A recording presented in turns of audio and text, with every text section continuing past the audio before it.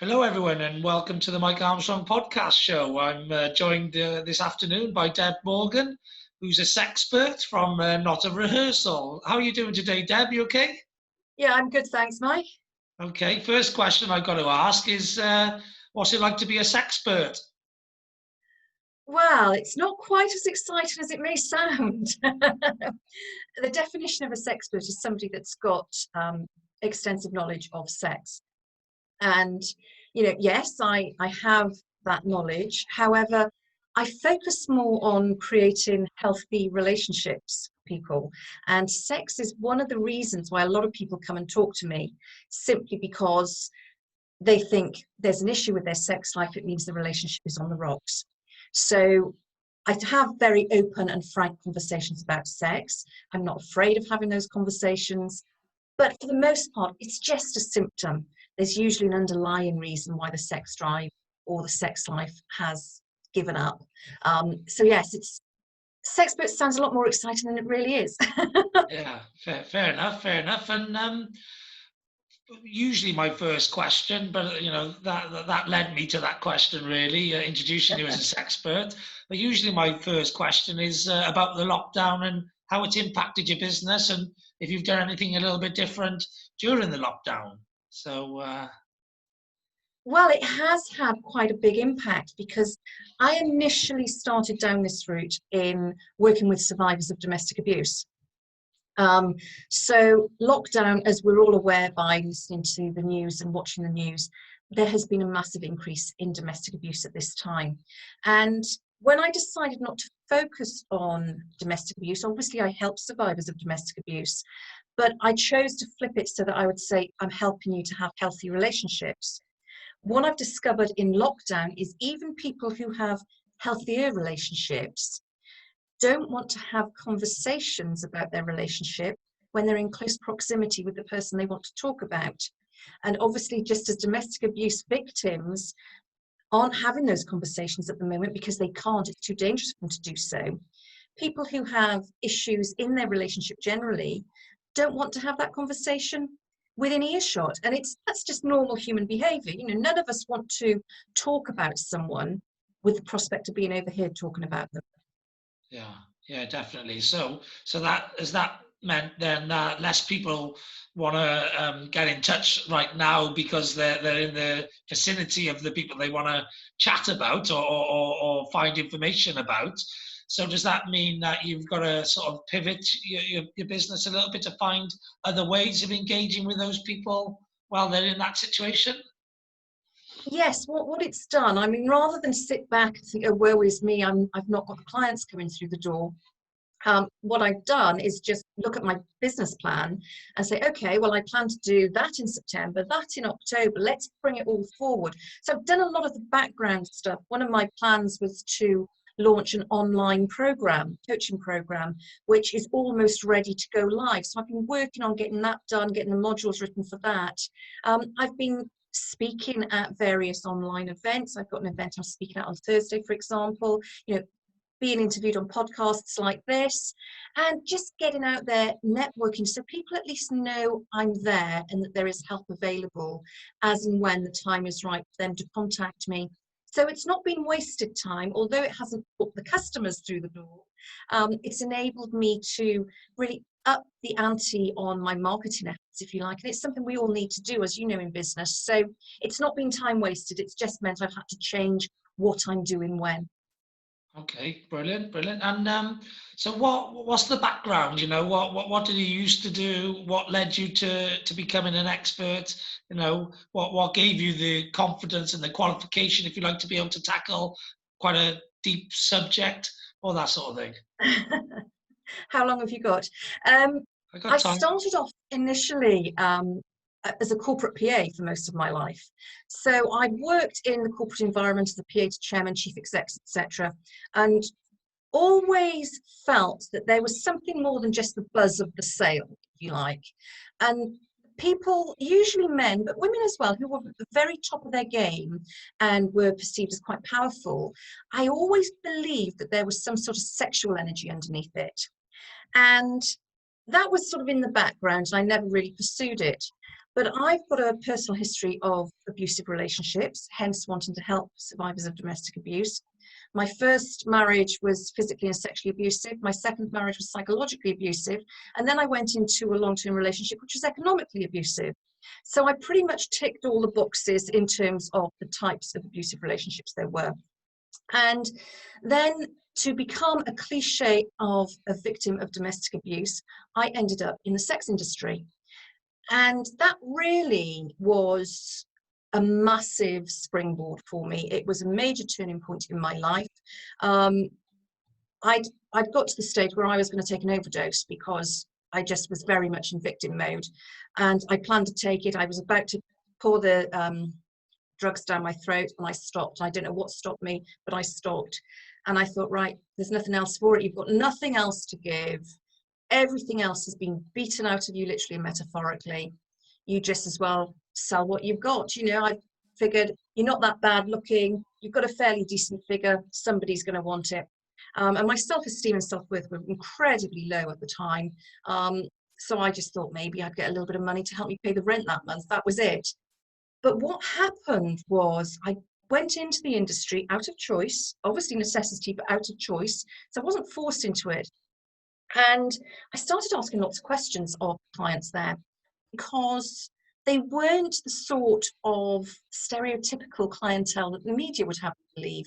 These were all very successful professional men who, for whatever reason, were choosing to use the services of the sex industry, and it is ultimately just a service industry.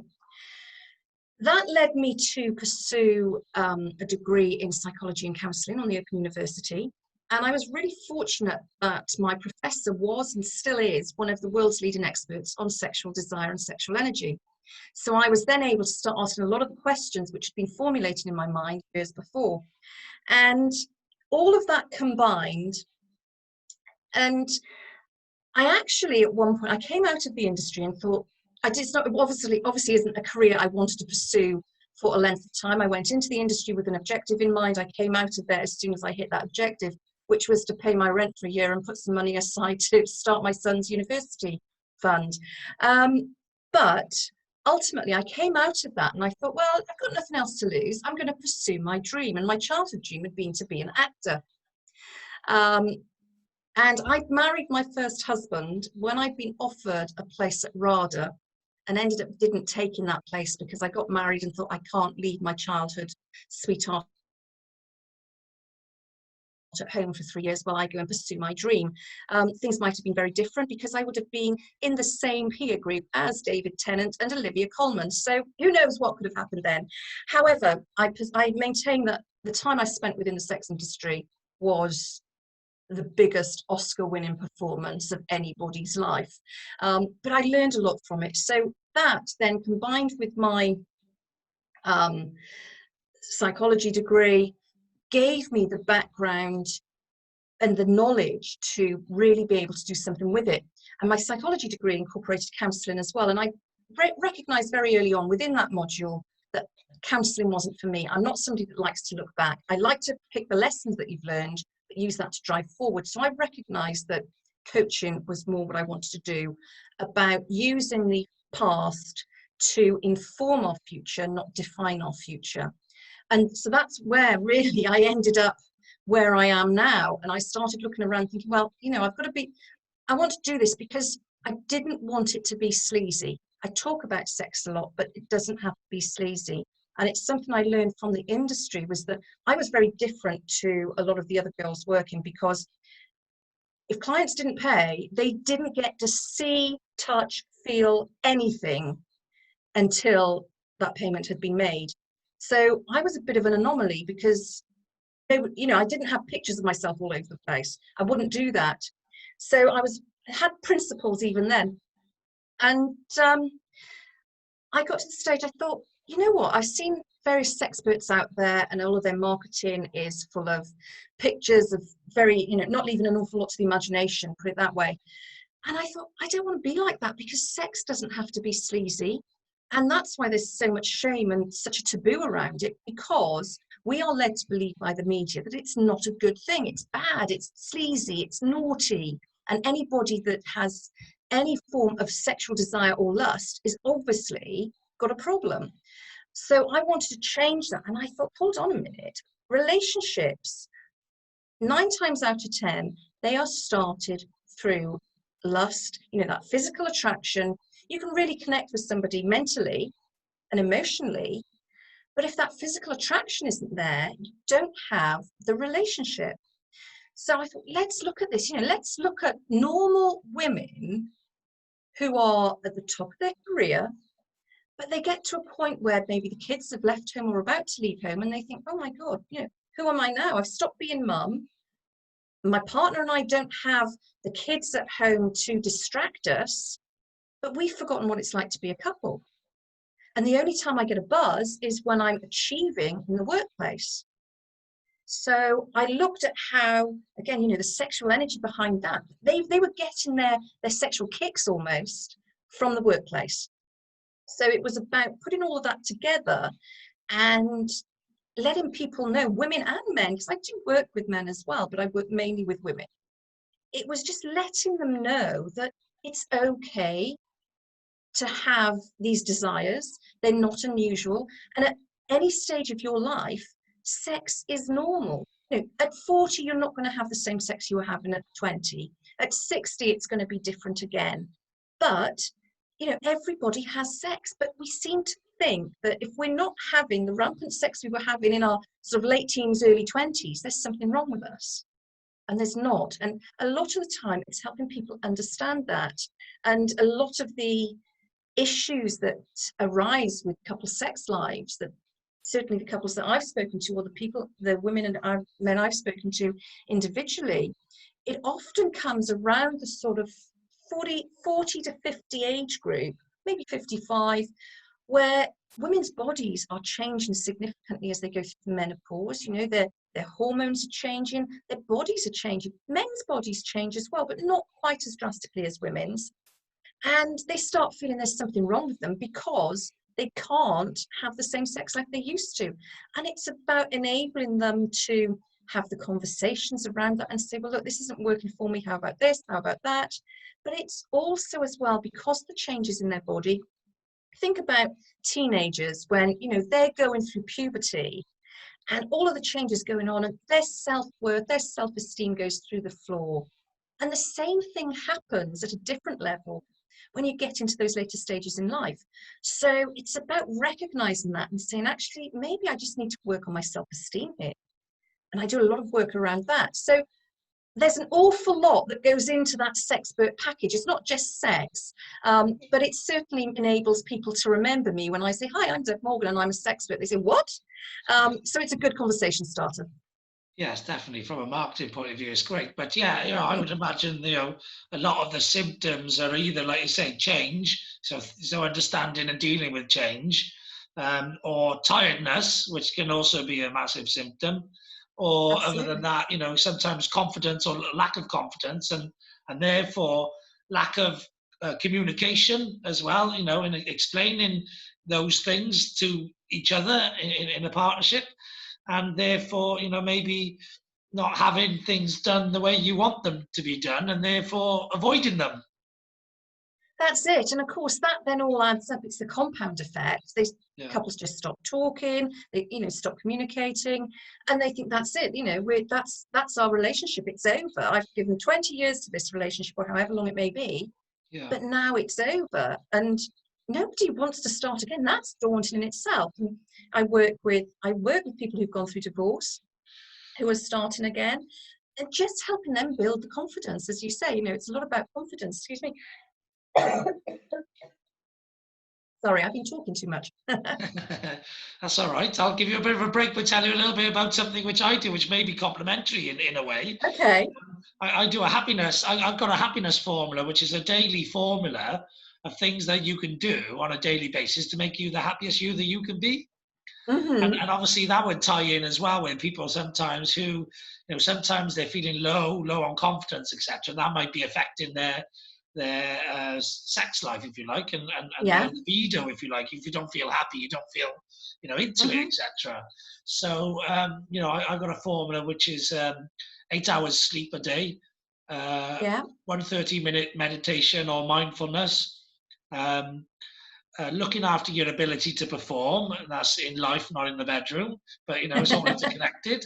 So looking after things like your nice, well-balanced diet, nutrition, plenty of water, hydration, and also, just making sure, you're not overdoing things and whatever you're looking, just no caffeine, no nicotine, not so much alcohol, that sort of stuff. Keep yourself well balanced, which comes under ability to perform, and then doing random acts of kindness, doing one a day or watching one a day, which releases oxytocin, which makes you happy, and Hmm. also doing sort of short, medium, and long-term goals, which gives you anticipation for the achievement of those goals. I call it targets, and also gives you happiness, uh, sort of release of hormones, etc., as you're achieving targets and hitting goals.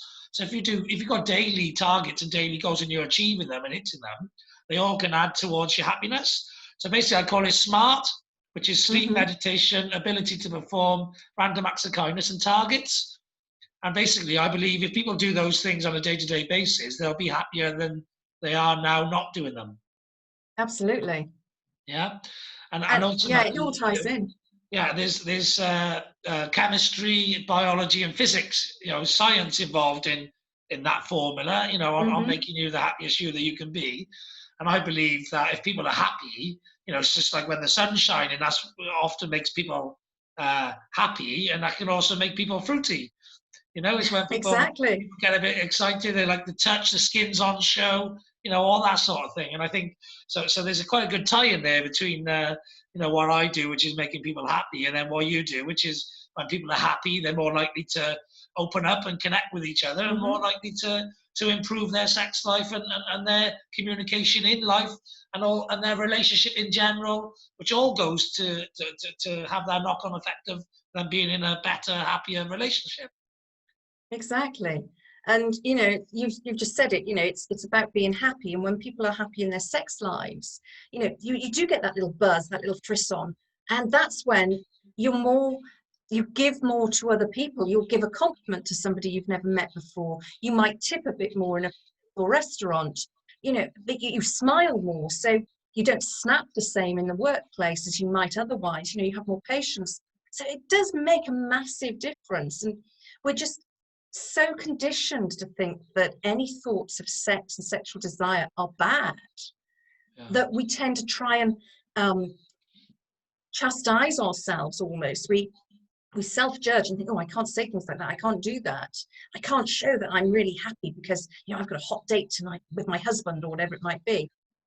So yeah, I agree with you. Happiness, when you can put everything into place for happiness, Yeah. it really creates a much better immediate relationship. But the ripple effect is incredible. I call the ripple effect the sexy little extras. Yeah.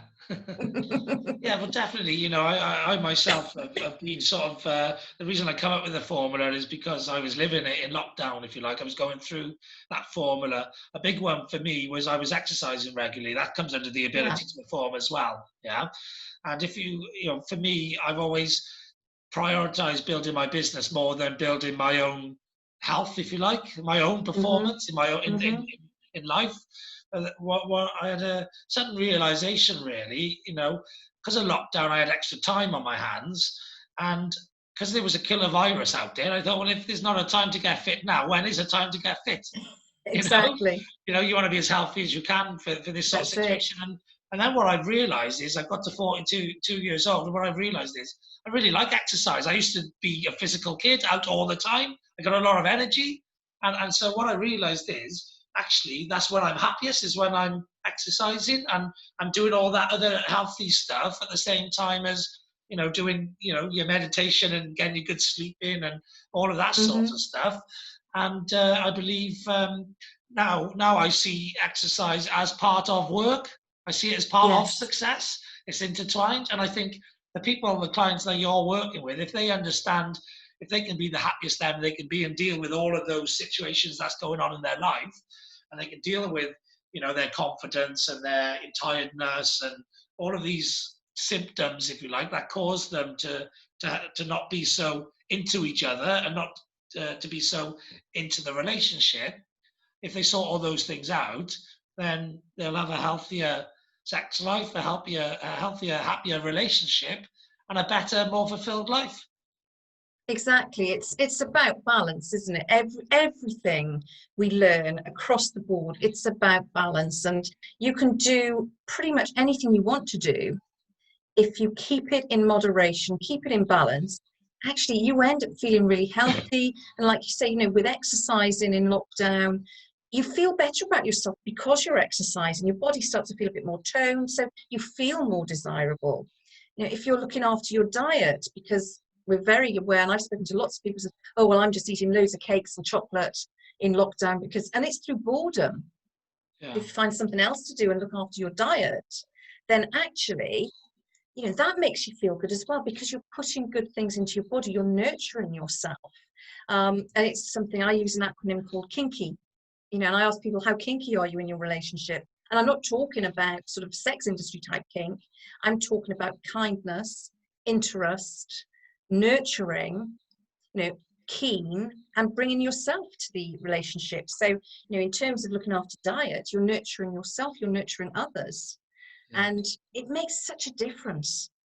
Yeah, definitely. So I think, I think it's fantastic what you're doing. I think there's definitely people out there that need, a bit of help. People get caught up in things, especially like you said, if they're in business, etc. You can get caught up in building a business and a career and forget about a life. And ultimately, then you can get to a stage where you split up with your partner. You get towards retirement age, the career and the business sort of interest wanes a bit, and then you haven't got much in place to carry on with from there. So it's just like you put all of that energy and time into building your career. I think you need to put all of that energy and time into building your life and the support structure to that career and what comes in its place as the career ends and dies. Exactly. Yeah. And, a lot of people now are going through the process where, they might not have jobs to go to. And so they are being at home. They're being forced to stay at home, not just through lockdown, but because their jobs no longer exist. And, what do they do then? If they've lost that connectivity with their partner, they've got to work really hard to build that back up in what's going to be one of the most stressful moments of their life, really. And I think when you can start to be kind to each other, like you say, and look after each other and just respect each other and talk to each other nicely, gently, it makes such a difference rather than using each other as a verbal punchbag. Because that has a massive impact. You're not going to feel desirable if somebody's just been calling you all the names under the sun. And you can't suddenly turn it back on again and say, well, that's okay, darling, you just called me all the names under the sun, but hey, let's jump into bed because I know that's what you want. It doesn't happen that way. We're human beings and we all respond differently. Women respond very differently to men, and that's a whole other conversation. But, it's about having that mutual respect, mutual kindness, that accepts that we all feel emotions, and all of the emotions we feel are perfectly normal. We all respond to change in different ways, and we are all at different stages in responding to change. So it could just be sometimes you're just out of alignment with each other because somebody's handled a certain change far better than the other partner. And it's about just understanding all of those little intricacies and recognizing that it doesn't mean the relationship is over. It doesn't mean you can't build a stronger future together. It just means you need to take stock of where you are now and say, right, okay, how do we move forward from here? It's a fascinating subject, as you can tell. I could ramble on for hours. Yes, fine. And what's the big plan then? What's the big plan for yourself? Is it try and get more into the acting? Is it to do more speaking? Is it to do more one-on-one sessions? What's the big plan? The big ambition? Well, I guess it's a bit of everything. I mean, my ultimate mission is to take away the shame around domestic abuse, bankruptcy, and sex work. That's my mission. The way I want to do that is by obviously working with more people. I have some space for one-to-ones, but primarily through my online programs, because I can help more people that way. And it's not just about the time I have available. But I also want to use my acting background, if you like. I've written a couple of books based on my experience, and I have a few more in draft, but I want to bring all of that experience together in a production, in a play. And I'm talking with a couple of scriptwriters at the moment to see how we can do that and create it almost like, not a training program, but it's what to turn it into one of those plays where the audience come and think, oh, this is interesting, and they get on the peripheral level, they get to, or superficial level, they get to watch an interesting story. But underneath it, if they choose to, there'll be lessons to be learned through it, and potentially maybe the program would be a workbook or something like that if they wanted to delve deeper again. So I've got quite big plans for that. So like I've been asked a few times recently. Like a Disney Sorry? movie, like a Disney movie where there's always a story behind something to learn from, you know, a point Absolutely, to you know, there's a the moral to the story. tale, that sort of thing. So Yeah. that's something I really want to do. I'm doing a lot of speaking as well, which is something I enjoy, because I think in sharing my own story, whilst, you know, it's one of those, I don't feel that particularly I'm an inspiration. You know, I just got on with life, and as a lot of inspirational speakers say, well, you know, I just got on with life and did it. That's it. But I get a lot of good feedback when I do share my story, that people say, oh, that's really inspiring. And I think the more I can share my story, the more shame I can take away from those aspects of it, because I'm just a normal woman, you know. That's it, really. I am just a normal woman. So it's about sharing the story, but without sensationalizing it. There's a time and a place for that, and the public platform isn't it. You know, yes, sometimes, you know, you're out with the girls for a glass of wine. So, you know, what was it really like? Who was your worst client? And things like that. And there's a time and a place, but that's not what I want to be known for. It's just part of what got me to where I am now. And being able to take away the shame. Another one I want to work on is taking away the shame of bankruptcy, because I went through bankruptcy because I'd had a business which failed. My ex-husband sabotaged it from within. So that failed, and I went through personal bankruptcy. So a lot of my background is about dealing with the shame of the circumstances that I found myself in. And so many people still hide behind that shame and can't move on from it. And, you know, why do I think it's my job to do that? Well, I don't know, but I have no shame in talking about it and saying, you know what, yeah, it happened, it wasn't great, but I learned so much from it, and look at where I am now. Look at what good I can do out of that. So that's pretty much it for me. It's about sharing the story, helping people to grow from it, and inspiring others to move beyond it, really. Yeah, and you said there were 3 relationships. They weren't 3 marriages, were they? Three relationships? No, 2 marriages, 1 relationship. Okay, and have you managed to find lucky number 4? Yes, I have. And it's quite a strange one, because my partner, we've now been together 7 years, but we actually met before I met my second husband, rather. We had dated for a year, but the time wasn't right. I was about to go and work in London. He was about to go to university as a mature student. And in those days, it was before everybody had mobile phones. So if we wanted to speak, you had to arrange a time and then he was queuing at the phone box in halls. And I just had to hope that he'd be at the end of the phone when I called. And just maintaining that long distance relationship didn't work for us at the time. But I always knew he was the love of my life. And unbeknown to me, I was the love of his life. And when I decided to pursue my love of acting some 7-8 years ago, I was fortunate enough to get cast in a touring production of a play, and he'd gone into the theatre to book tickets for something else, recognised my face on the poster, booked tickets, asked the box office manager if he knew who I was and was I this person, and the box office manager said, oh, it looks like her. I think it might be. She was in a drama group with my daughters when she was a teenager. I'll make some inquiries. And discovered that I was that person, and he turned up on opening night, and said, look, I've really regretted the fact that we weren't together. I've spent half my life looking for you. I want to spend the rest of my life with you. Will you come and live with me? And that was when I was actually in the third relationship then, and I wasn't happy, but I didn't know how to get out of it because that was the economically abusive one. Yeah. And I sort of said to him, well, I'm really not happy where I am. I want to be with you. I've always known we'd end up together. I just had that, I just knew that belief. I knew I was going to end up with him. And he said, okay. And 3 weeks later, I moved lock, stock and barrel into his little bachelor pad.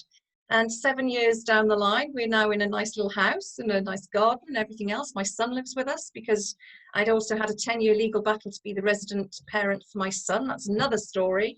So, you know, there's lots in the background. And if you believe that good is going to happen, it will. And when I look back, I think, oh my goodness, you know, I'm sure I could have taken a much straighter, easier, more direct route to the happiness I've got now. But my golly, I wouldn't have had half the number of stories to tell, and I don't regret it for an instant because you wouldn't it's be able to given help. me. You wouldn't be able to help Exactly. people with so many things if it had been a straight story, you know. And you know, I myself overcome some adversity in my life.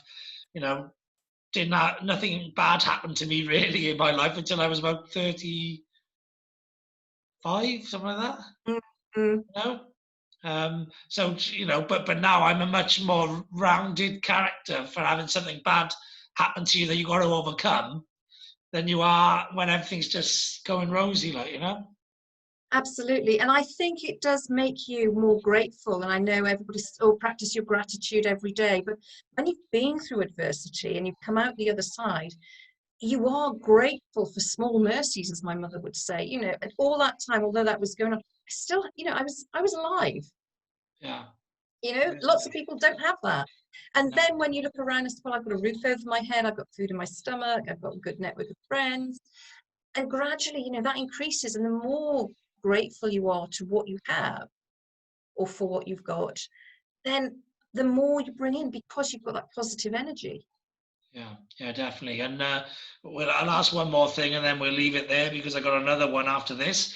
But Okay.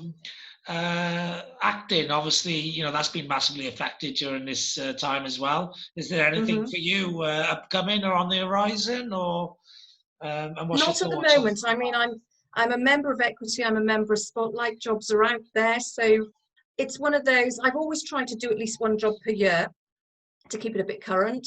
I've done a couple of adverts in the past and that sort of thing. And now I'm in a position where I said, actually, you know what? It would be quite nice if I can build up some odd bits of acting work alongside my coaching practice. That's great. My son is about to go into his final year in school. He's doing GCSEs next year. So I'm not going to do anything whilst he's in school, because I was in a position when I first moved here 7 years ago. I had the opportunity to do a lot of touring productions, and that's what I was doing at the time. But then I had the option to give a lot of security and stability to my son. He came to live with me. He's in school here. I don't want to disrupt him. So it's very much, I put him at the forefront of my mind for the last couple of years. And now sort of looking to the future beyond him finishing school, it's a case, well, actually, there's ways I can do this and being master of my own destiny, if you like. I can make it work. And by putting my training programs, my coaching programs online, I can do that. By potentially writing my own production, I can do the performing element that I like. And the speaking gives me an element of performance as well. So whilst I'm not acting as such, I have learned that as I get older, it becomes more and more scary. Not the actual being on stage, but the ability to remember the lines. Fair enough, fair enough. All right then, Debs, thanks very much for coming on to my podcast and for sharing, you know, information about your business and your life that preceded that and everything else that you're doing at the moment. So it's great to have you on. Thank you, Thanks, Mike. no It's problem. been great And to be here. Thank you. yeah, no worries. And yeah, there's nothing else left for me to say now other than have a great day. I know I will. And thanks very much for listening.